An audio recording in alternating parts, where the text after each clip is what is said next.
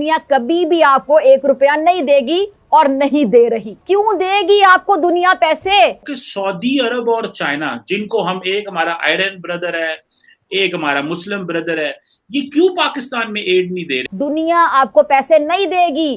क्यों देगी? क्योंकि पूरी दुनिया को पता है। क्योंकि उनको पता है तो मंगना लेने तो मंगते रहते ने, इन्हां दा की है, इत्थे तो कोई ना कोई क़यामत आफत आई रहती है, अल्लाह माफ करे। गंदम की कीमत बढ़ती चली जा रही है, आटा नायाब होता चला जा रहा है, कीमतें कहीं रुक नहीं रही। और सिर्फ यही एक अजाब नहीं है, अब लोगों के लिए खुराक भी मुश्किल हो गई। वो मुल्क जो पहले ही ग़िज़ाई किल्लत का शिकार कहा जाता है, बच्चों में खास तौर पर स्टंटेड ग्रोथ का कहा जाता है, उनकी सही नशोनुमा नहीं हो पा रही, अब ऊपर से सैलाब और अब खुराक का एक और बहरान। पाकिस्तान वो मुल्क है जहां मजहबी मुनाफरत ने कई जानें ले ली हैं।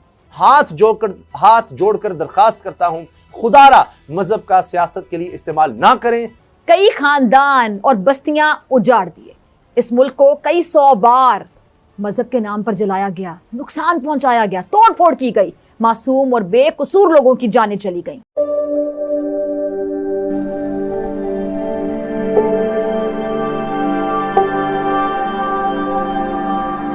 सरहद पार से अफगानिस्तान की तरफ से दहशतगर्द हमला करते हैं, हमारे फौजी जवान शहीद होते हैं, दोबारा दहशतगर्दी सर उठा रही है। ये फतवे उनकी तरफ से थे कि कौन मुसलमान है कौन नहीं है, और यही बात कि फलां काफिर और सबको मार दो, यानी उनकी नजर में तो हम सारे पाकिस्तानी जो इनकी मेजॉरिटी इसको ये इस काबिल है, इसको मार दिया जाए, ये दहशतगर्दों की सोच थी। तो ये तो बड़ा खतरनाक है, हम तो पहले दहशतगर्दी से नबरदाजमा है, हमारे लिए पहले ही इतने ज्यादा मसाइल हैं।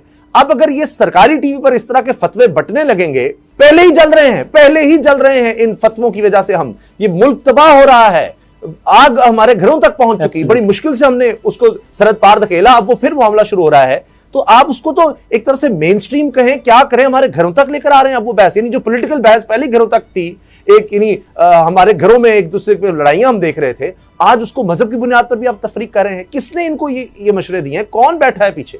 पाकिस्तान कर्जों में जकड़ा हुआ है, अवाम महंगाई से परेशान हाल है, तो वज़ीर आज़म को परेशान नहीं होना चाहिए ना, क्योंकि हज़रत अली रज़ी अल्लाह तआला अन्हु के इरशाद पाक का मफ़हूम है, अल्लाह कमी बेशी माफ़ फरमाए, मुसीबत में घबराना दूसरी मुसीबत को दावत देने के मुतरादिफ है।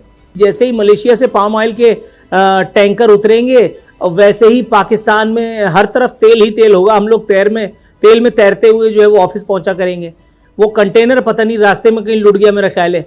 एक आदमी उसके घर को, उसके जिंदगी के निज़ाम को सैलाब बहा करके ले गया, और ये हातिम ताई की कब्र पे लात मारते हुए कह रहे हैं हम आपसे 2 महीनों का बिल नहीं लेंगे। और भाई वो अभी सालों साल खड़ा नहीं हो सकता, तुम 2 महीने के बिल की बात कर रहे हो। इंडिया पाकिस्तान रिलेशनशिप पे और इंडिया कश्मीर इशू पे कि हम जो है वहाँ पे इन्वेस्टमेंट कर रहे हैं, और कश्मीर इशू पे हम पाकिस्तान के मौक़िफ़ की हमायत नहीं कर सकते, जिसकी रिफ्लेक्शन आपने OIC में देखी थी।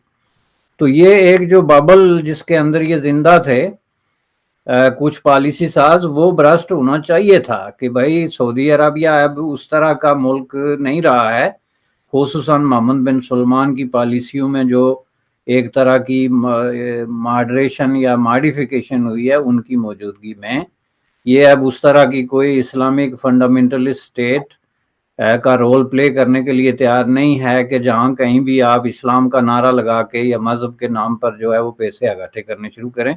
तो ये माजी में भी मुख्तलिफ औकात में आपने देखा होगा कि उन्होंने इस नई पॉलिसी को रिफ्लेक्ट किया, जिसमें कर्ज मांगने वाली बात थी। वो जो $2 बिलियन का जो सऊदी अरबिया ने नोटिस दे दिया था कि हमें 24 आवर्स के अंदर अंदर वापस किया जाए, तो वो असल में क्या था कि उनको पैसे की जरूरत तो नहीं पड़ गई थी ना, वो दरअसल एक अपना नया फेस दिखाना था कि अब हम चीज़ों को इस तरह टैकल करेंगे।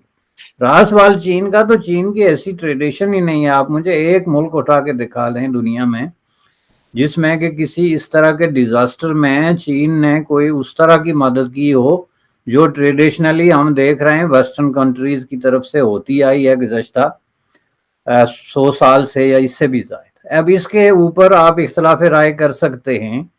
कुछ लोगों की राय ये है कि जी ये वेस्टर्न इंपीरियलिज्म, इनके जी मफादात, और ये उन मफादात के लिए जो है वो पैसे देते हैं और उससे कोई ना कोई फ़ायदा उठाते हैं। वो एक आर्गूमेंट है जिस पे बात हो सकती है, लेकिन आप इस हकीकत से इनकार नहीं कर सकते कि वेस्टर्न कंट्रीज़ और नेशंस जो हैं उन्होंने ह्यूमैनिटेरियन जो प्रोजेक्ट्स हैं और जो बेसिस हैं उन पे बहुत ज़्यादा इन्वेस्टमेंट उन्होंने की।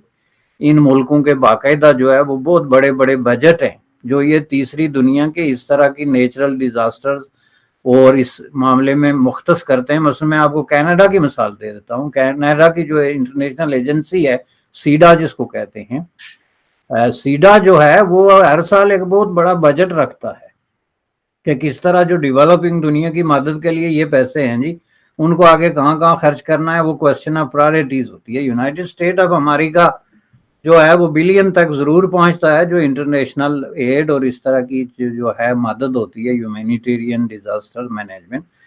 چین کی آپ کو میں تازہ ترین مثال دیتا ہوں کہ ریسنٹ ہسٹری میں قریب ترین ملکوں میں سے ایک سری لنکا تھا, جس کو جب بہت بڑا ایک چیلنج درپیش آیا تو اس پہ چین ٹوٹلی میوٹ ہو گیا. چین کے لیے سری لنکا جیسا جزیرہ اس کو بیل آؤٹ کرنا یا اس کو فائنینشلی واپس جو ہے اپنے پاؤں پہ کھڑا کرنا چین کے لیے نتھنگ ہے. آپ اس جزیرے کی آبادی دیکھیں, رقبہ دیکھیں, ان کے مسائل دیکھیں, وہ تو چین کے کسی ایک گاؤں کے برابر ہے جہاں کے بلینز کی پاپولیشن ہے اور بلینز کے مسائل ہیں. تو اس میں وہ 2-4 بلین ڈالر دے کے سری لنکا کو یہ بہت بڑے کرائسس سے بچا سکتے تھے, لیکن انہوں نے اس پہ بہت ایک عجیب قسم کی پوزیشن اختیار کی. حالانکہ انڈیا نے ان کو پیسے دیے یا دینے کے وعدے کیے, لیکن چین نے اس سلسلے میں صاف انکار کر دیا. یہ مثال آپ ایسٹرن یورپین کنٹریز جن کے ساتھ چین ایک بڑے عرصے سے کچھ کنٹریز کے ساتھ منسلک رہا ہے یا جہاں روڈ اور بیلٹ کے معاملات ہیں وہاں بھی ہے. پاکستان کے حوالے سے تو ایک اسپیسیفک جو بات چھپائی جا رہی ہے وہ یہ ہے کہ ایک مس انڈرسٹینڈنگ تو سٹارٹ ہو گئی ہے جی. چین پاکستان جو آپ کا سی پیک کا پروجیکٹ ہو یا جو بھی پیسے کا لین دین ہے, اور یہ عمران خان کے وقت میں آپ نے دیکھا تھا کہ جب ویسٹرن ڈونرز یا ایڈ ایجنسیز یہ جو لینڈرز ہیں ان کی طرف سے یہ مطالبہ آیا تھا کہ جی آپ ڈسکلوز کریں کہ چین کے ساتھ آپ کی کیا کمٹمنٹس ہیں, کس طرح کے قرضے ہیں, انٹرسٹ ریٹ کیا ہے اور ان کی واپسی کی ارینجمنٹ کیا ہے. تو اس حساب سے آپ دیکھیں کہ پاکستان میں اب اس وقت یہ بات چلنی شروع ہو گئی تھی کہ جی سی پیک سلو ہو گیا یا بند ہو گیا, جو سی پیک اتھارٹی کلوز ہوئی, یہ سارے معاملات. تو اس میں ایک گراس مس انڈرسٹینڈنگ جس کو آپ کہہ سکتے ہیں وہ فیلڈ میں موجود ہے. ٹرسٹ ڈیفیسٹ پیدا ہو گیا ہے, اور اس کی موجودگی میں یہ بات نہیں کہ ان کو کوئی دیر ہو گئی تو 4 جہاز بھیجیں, ممکن ہے 2-4 اور بھیج دیں گے, لیکن انہوں نے اپنے آپ کو پلیس کیا ایز اے کنٹری ایک ایسی جگہ پہ کہ ایک آپ کے اور ہمارے درمیان ایک نارمل ریلیشن شپ ہے, تو آپ مصیبت میں ہیں تو ہم آپ کو یہ 3-4 جہاز دیتے ہیں. حالانکہ چین کا پرسنل انٹرسٹ اس میں ڈوب رہا ہے. سی پیک ڈوبنے کی وجہ سے بلوچستان میں یہ جو چیزیں ہیں یہ ساری اگر دیکھی جائے تو اس میں یہ میں سمجھتا ہوں کہ کلیئرلی مسٹرسٹ کی انڈیکیشن ہے, اور اسی کی وجہ سے جو ہے یہ ڈیلے ہو رہی ہے. یونائٹڈ اسٹیٹ آف امریکہ کو پورا دن پوری پاکستانی قوم باجماعت ہو کے گالیاں دیتی رہتی ہے ہر جلسے میں, اور ان کے پریشر کی وجہ سے آپ کے جو حکمران طبقات ہیں وہ بھی ان کی جائز بات کی تعریف کرنے کے لیے تیار نہیں.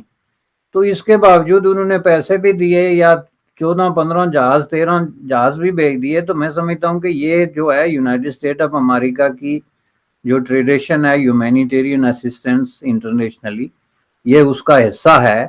اور اگر یہ نہ کرتے مطلب اس کو اپنے وہ جو ایک تعلقات کے اندر ایک سرد موری ہے اس کا شکار بنا دیتے تو وہ اس کو بہت غلط سمجھا جاتا. خود یونائٹڈ اسٹیٹ کے اندر جو پبلک اوپینین ہے وہ اس کو پسند نہ کرتی, کیونکہ بہرحال یہ ڈیموکریسیز ہیں, یہاں پہ پبلک اوپینین کاؤنٹ ہوتی ہے, میڈیا آزاد ہے. چین میں تو ایک باقاعدہ ایک پروسیس ہے نا جس میں وہ جس چیز کو جس انداز میں چاہیں بنا کے پیش کر دیتے ہیں.